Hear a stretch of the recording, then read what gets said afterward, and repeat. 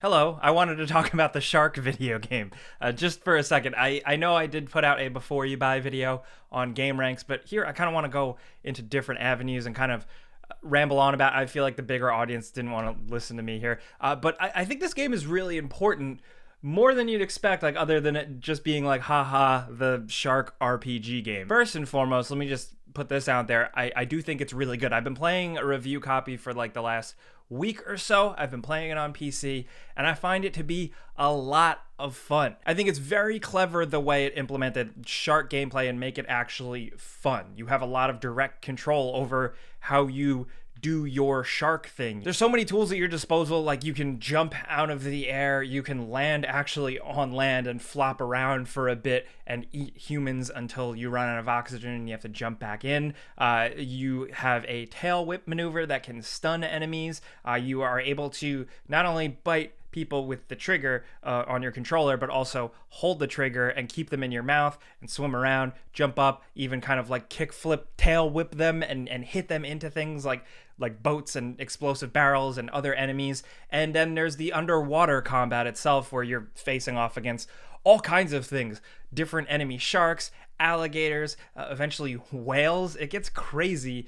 That's where the combat kind of gets a little iffy for me because it's like you're controlling the camera and your movement, your full movement in the water, your full motion, and it's kind of weird. It's kind of frustrating because there's like a lock-on system that doesn't really stick very much, and since it's a lot of like a fish darting past another fish and shooting back and forth, you lose track of your enemies constantly and you're just kind of fighting with the camera, but then that means that you're also fighting with your movement and also fighting with the lock-on. That's a little frustrating. As you get bigger, it does kind of go away, but it's still probably one of the worst parts of the game. Still, I think the way that they animate the shark, the way the people hilariously always run and scream when you pull them off of a jet ski or pull them off of a boat, the blood, the gore effects, not only on people, but on like the animals and sea creatures that you attack, like they deteriorate. It's really satisfying, you know, clipping somebody off of the tip of a boat or popping them off of like a rowboat and then hurtling through the air and tossing them or chewing them up.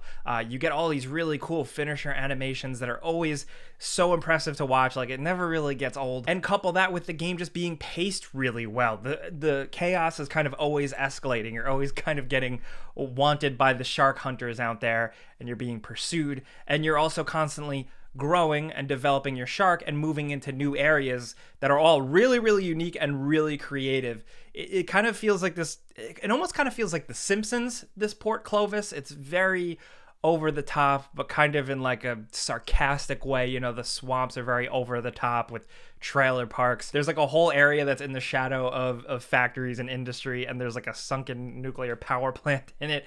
Later on, you get to parts where it's like you could find the mafia like dumping their victims in the water. It really is like a very good and cohesive and kind of gorgeous looking world where you can kind of always see the skyline or always see something cool and interesting in the distance, which is crazy to say because it is just, again, a shark game. I'm going to keep coming back to that. Like it's just a shark game, but they added so much to it that it's still really compelling from like your standard video game fare. But that world kind of feels very Simpson-y, very sarcastic because Chris Parnell is the narrator of the game. He's from SNL. I really miss like the older days of SNL when it was really funny. But he's perfect here, and he channels like kind of the best part of his comedy. The game has a shit ton of lines with Chris Parnell narrating as like a nature documentary reality show type of thing, commenting on everything. Every time you find a famous landmark in the game, he comments about the city, the citizens, and the culture, and how they're just kind of all a bunch of drunk assholes.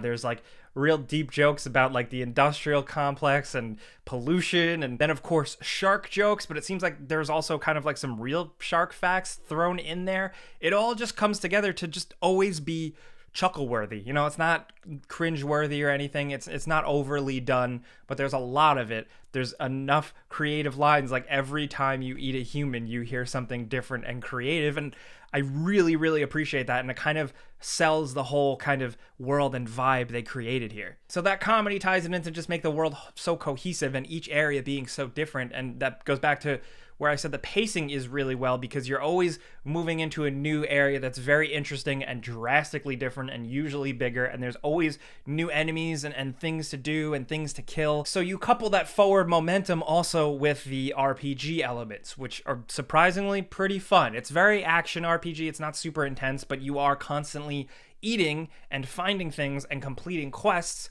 to grow your shark. Your shark starts out as like a little baby, and then by the end of the game, it's like this freakish, awful sea monster megalodon thing that you can kind of customize with different nasty bio-enhanced mutation ability things. So you have all that. You have like the interesting environments. You have building up your shark into this crazy, ridiculous thing. You have that constant feeling of getting more powerful, getting new abilities, getting new visual mods essentially to your shark. That's all satisfying and makes for a great game that kind of makes up for the fact that you're a shark. There's only so much you can do in the game. You basically just have to eat and kill a bunch of things. But I think the rest of it really kind of seals the deal and makes it fun. It's just mindless fun.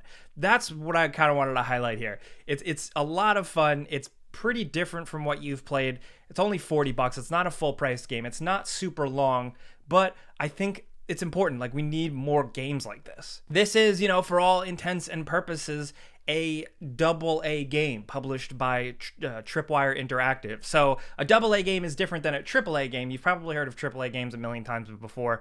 Those are the big, massive games created and developed and published by massive billion-dollar corporations. Think EA, think, you know, Grand Theft Auto 5, think Madden, think basically every game that everybody complains about all the time ever.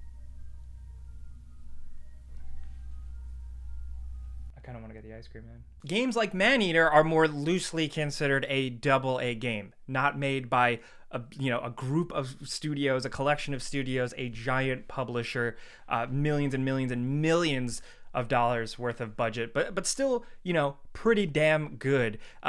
Think other games like more recently Plague Tale, Innocence, Hellblade, Senua's Sacrifice, and games that even don't have visuals like those are often like a AA type of game. For a while, you had kind of seen those games disappear, but thankfully, they are back, and I just like to champion these types of games. AA games are king. There's always like a gem in there. I mean, Rocket League technically started out as like a AA game. Now it's not, but yeah. So we need more of those games to kind of fill that middle void between the big, crazy, high-budget experiences that we play all the time and the indie games.